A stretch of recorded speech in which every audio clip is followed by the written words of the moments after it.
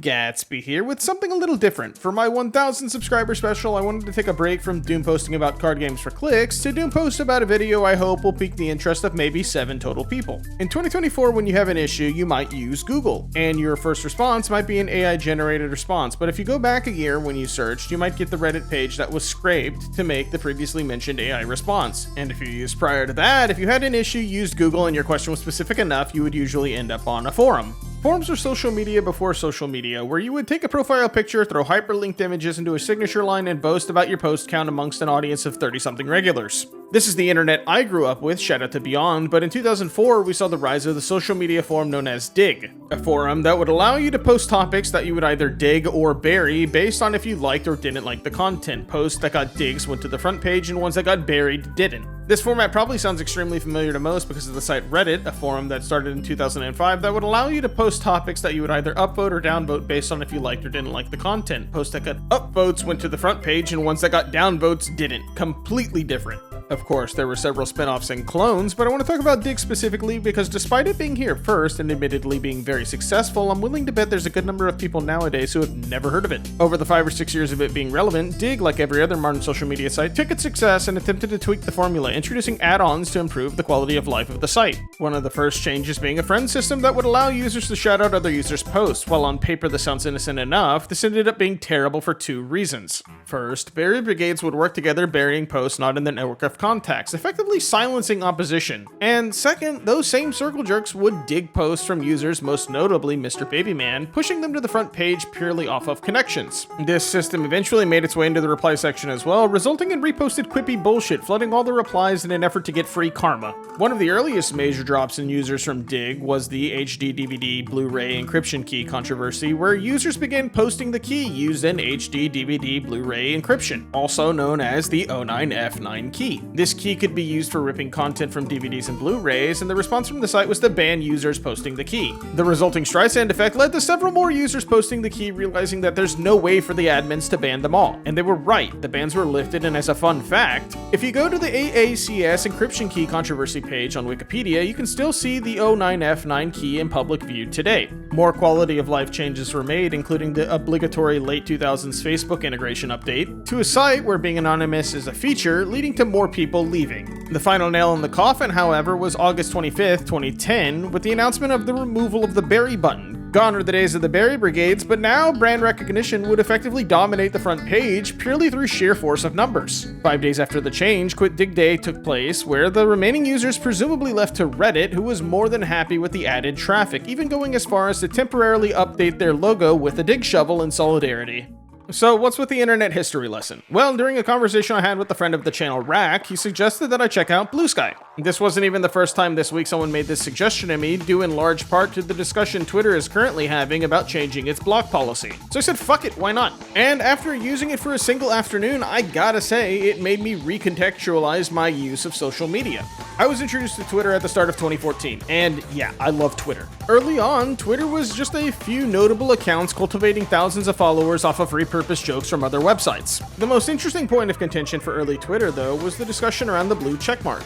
Being used for notable individuals, it was an icon to show that they were who they said they were, and somewhere down the line, people started seeing this as a sign of prestige. Naturally, this led to waves of people asking for verification checks. The situation got significantly worse, though, when instead of using the validation checkmark to validate identities, Twitter staff began verifying literally whos with hundreds of followers, leading them to flaunt the blue checkmark obnoxiously in the face of other users. It got to the point where if you used the platform at all during this time, I guarantee you've seen this image. This is probably the worst thing middle-aged Twitter had to offer. And that is not a bad thing, because in 2020, it was all downhill from there. The platform devolved into a political hellscape, with reply bros attempting to make a career off of leaving replies to every post from a former president, who became so controversial that the development of community notes was deemed necessary to pacify users upset about other people posting on Twitter, effectively Streisand affecting his message. Eventually, the guy from the hotel scene in Home Alone 2 was removed from the platform, leaving him to make his own spin-off site that no one fucking uses. Things got significantly worse, depending on who you're asking, when former Reddit idol and recent jumping jack enthusiast Elon Musk purchased Twitter in October October of 2022 so that he could make the most day one Reddit tier joke, resulting in a internet-wide collective sigh. What followed was a brief period of hope, followed by the stark realization that this was like giving a 5th grader a hammer during the middle of a sandcastle building competition. The first change, in my opinion, was a justified one, devaluing the blue checkmark, ironically enough, by placing a value on it. That's right, the thing that people argued about for years was now just a subscription badge, overnight becoming a mark of shame, indicating that you actually spent money on Twitter. Some celebrities even began actively requesting that their checkmarks be removed, with several more announcing their departures from the platform. The new paid subscription eventually came with a monetization model that would allow users to make money off their posts based on interactions. What could possibly go wrong? There were several more changes, but not to waste too much more time on this tangent, here's a small list. Fast forward to today, and now that there's money on the line, the site is rapidly approaching the theoretical limit of how much shit I'm willing to put up with. Gimmick accounts constantly flooding feeds to be the first one to repost a hilarious animal video that you've already seen on TikTok that was lifted from Instagram. By the way, make sure you buy a fucking shirt in the replies. Speaking of the replies, have you considered going to my OnlyFans account to see my asshole for $5? Assuming, of course, the original post wasn't already from somebody who sold their account or is taking payments to say, I can't be the only one who hasn't seen this video, right? Through some kind of act of God, the keys to the community notes was given back to the community to dunk on bait posts to make sure that they lose monetization. But who cares when the money was already made and your interaction has already been noted?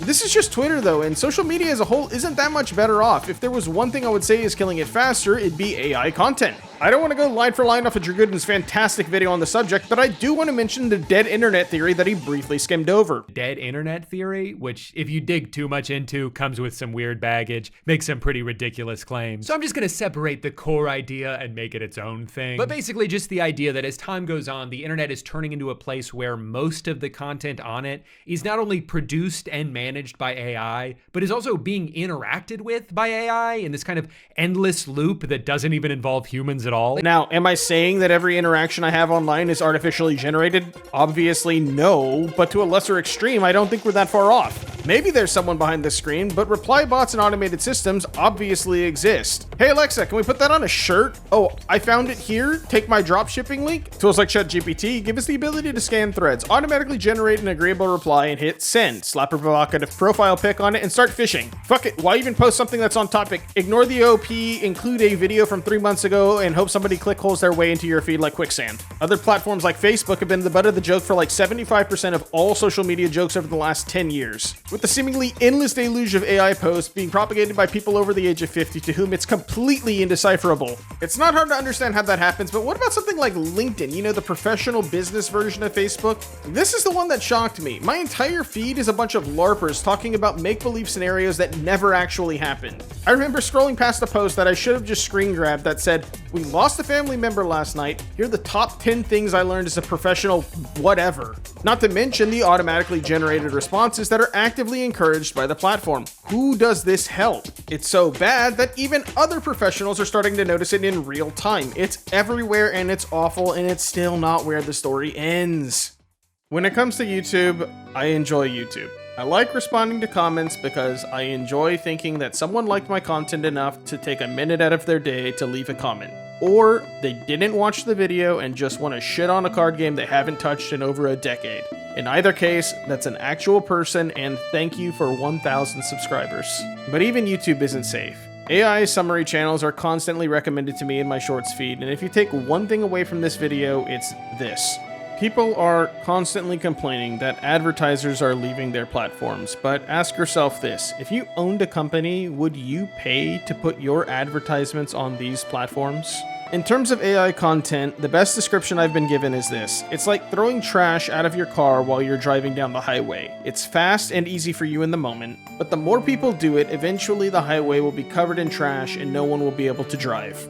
In the early 2000s, approximately 70% of young adults use the internet. Nowadays, unless you're Amish, and honestly, probably even if you are Amish, you're connected to the internet. Despite this, you have around 10 websites dominating 90% of the total traffic of the internet as of 2023. And after giving it some thought, I think I'm going to use social media a little bit less, because when 90% of the content I'm seeing on these services are reposts of reposts fishing for interaction, I have to ask, what's the point? So go follow me on Blue Sky Social at the